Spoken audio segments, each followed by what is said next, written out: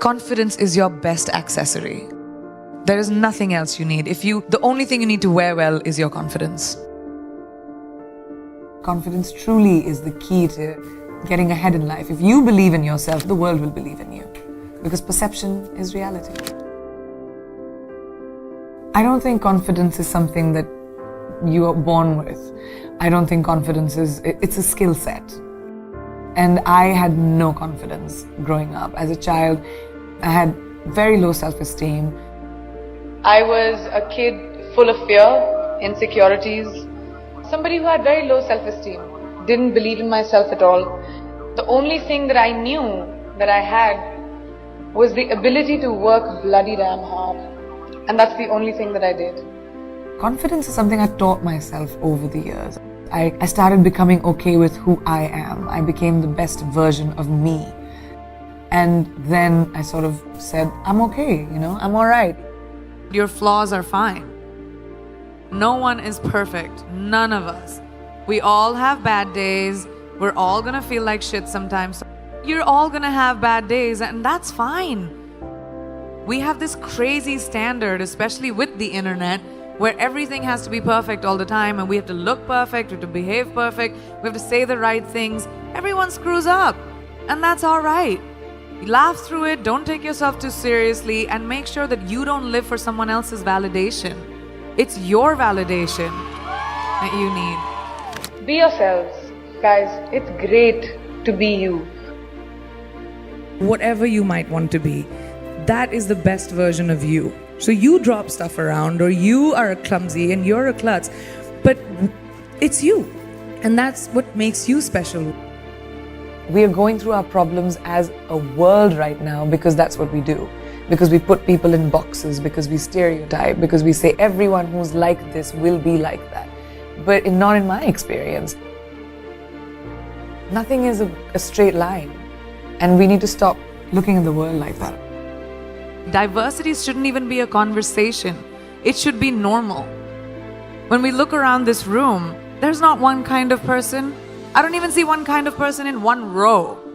And that's our normal. We've forgotten that eventually we're all human. It's this one little planet that we have, which in this big universe is really tiny. So we should stop giving ourselves so much importance and saying, oh, well, you're better than me or I'm better than you.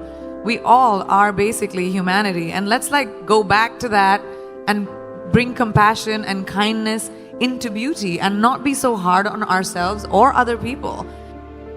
In life, there are moments when you stop and ask yourself, how did I get here? Why am I standing here? And I find myself going back to the beginning, back to my roots. I was born to incredible parents, amazing parents. Both my parents were very progressive in their mindsets, especially coming from a country at that time, which India was, which was a little bit like this, a woman's life sort of ends when she gets married. Because after that, you can think about progressive families will tell you, you can achieve whatever, but your milestone is to get married. My mother still says, she's like, you'll get married the day you find someone who will appreciate how hard you have worked to get where you are, who will appreciate the sacrifices you made, and that's the man you will get married to. And if you don't, doesn't matter. We're in the world of science, can still have babies. And I was like, what kind of mom says that? But the idea was the philosophy behind it, that it didn't define me. And it's so important for us to be able to empower each other. In everyday life, we don't have to conquer the world. You don't have to be the only person who reaches space. You don't have to have crazy, wild ambitions. You just have to find your power and to say that, oh, I can do this too. I don't have to create this crazy opportunity for me to thrive. You can thrive in anything you choose. Just have to find that confidence within yourself. Life can never be safe. And if it's safe, it's not worth living. It really isn't. You have to take risks. Risks are so important in evolution. Playing it safe, you can have an existence, but you'll never be someone who's a trailblazer. The world is your oyster. If I, a girl from a small town like Bareilly, from an army officer's family, middle class background, can today be a movie star giving an inspirational speech to you, today be debuting in America as an international pop star. Can't any one of you do it? If I can do it, you can do it, right? The world is your oyster. Finding our own confidence. No one is going to give that to you. No one is going to tell you, here's an opportunity, go make something of yourself. You're going to do it for you. I just love growing. Like I said, I think growing is a very important thing. And when I was very young, I started working when I was 17 years old. You need to be responsible for your finances and be financially independent. And that kind of really stuck with me. I just love what I do. And I'm good at it.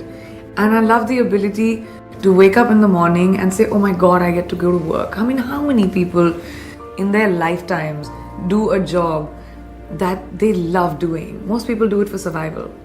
Kicha, we need to feed our families, we need to survive. But to wake up with, my feet and my fingers tingling and say, wow, I have this to do, I have that to do today. And it's an amazing feeling and I don't take it for granted. I'm a high achiever. I've always been a high achiever. I'm someone who is goal-oriented. I like challenges. I like growth. I like evolution. I like knowledge.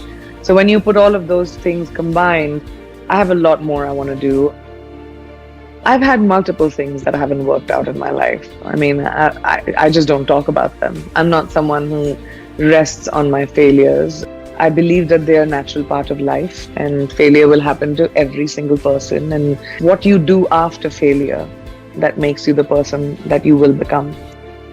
I've always said that I'm ambitious and that's my sense of purpose, is my drive, is my contribution to the arts. That's where I feel like I'll have most purpose. And that's just my quest is always that, to push the envelope. I don't really have regrets, but I have to say, I think my biggest achievement, I feel, is honestly the ability to get over my fears. I'm hugely emotional and I get affected by a lot of things, and I know I come across as this tough, sassy, witty thing, but I do think that is a big part of keeping myself protected and surviving. I've always had to do it for myself. There's not been anyone who's held a safety net for me in all the decisions that I've taken. So I think my biggest achievement is to trust my feet, to trust my legs, to trust my instinct and say, even if I fall, it's okay, it'll be my mistake. There's only one you, okay? Because there's no one like you. And I don't mean the superfluous, superficial parts. I'm talking about the core of you, who you are inside, your values, your beliefs, your flaws. And once you understand who really that person is, you would have taken the first step in finding your unique self. And that is the best version of you. Who am I really? Most often, we don't allow ourselves the ability to dream beyond our imagination. We don't allow ourselves to think about the future because we are afraid of change. We are afraid to move away from what is familiar. Either that or sometimes, we are too rigid to let our dreams evolve. Just loosen up, shake it off a little bit. Change is the only constant thing in life, and you are never too old or never too experienced to learn something new. Believe that you have everything already as your Brahmastra in your will to be able to be and achieve your dreams. Be fearless. Funny thing, these opportunities, they don't come very often. They come far and few in between. But when they do we recognize them? Our job is to recognize them and make the most of them. I look back on all the things that I've done and I marvel at the opportunities that came my way. More like the universe sort of guiding me towards these opportunities. All I had to do was recognize them and make sure I worked so hard that I squeezed every drop out of these opportunities. This, ladies and gentlemen, is called drive. It's called ambition. Be greedy. Be greedy for your ambitions. Be hungry for it. Don't live on someone else's benchmarks. I've always believed that you have to take risks, calculated, educated risks, to evolve. Because if you've not truly explored the full extent of your possibilities, you'll always remain stagnant.